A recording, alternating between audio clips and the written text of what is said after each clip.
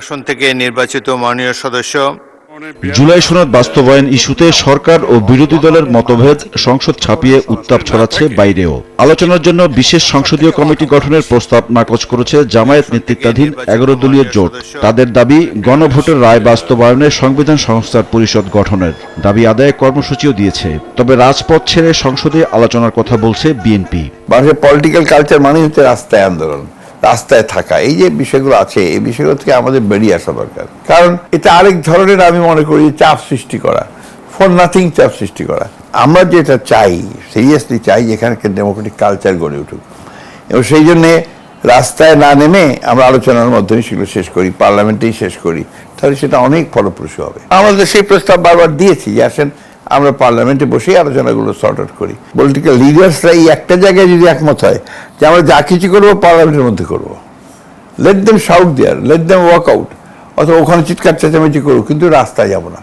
তাহলে হয় কি, আপনার একটা কালচার ধীরে ধীরে গড়ে উঠবে। সময় সংবাদকে দেয় একান্ত সাক্ষাৎকারে মির্জা ফখরুল ইসলাম আলমগীর জানান, বিরোধী দলকে মোকাবেলায় পাল্টা কোনো কর্মসূচি দেবে না তাদের দল।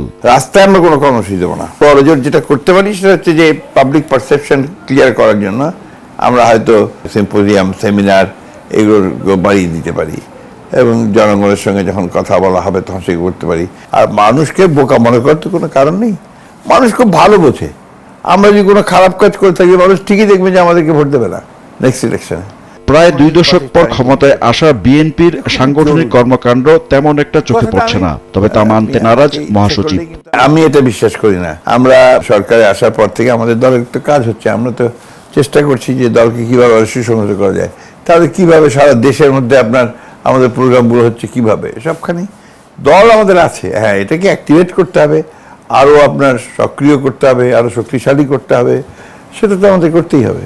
সংগঠন গতিশীল করতে মন্ত্রিসভার বাইরে থাকা নেতাদের দলের গুরুত্বপূর্ণ জায়গায় আনা হবে কিনা এমন প্রশ্নের জবাবে মির্জা ফখরুল বলেন, সময় তা বলে দিবে। এটা তো আপনার প্রয়োজনই বলে দেবে সেটা, এবং যারা রাজনীতি করতে চান তাদের কর্মকাণ্ডেই সেটা আসবে। ইমরুল হাসান, সময় সংবাদ, ঢাকা। Symposium, seminar.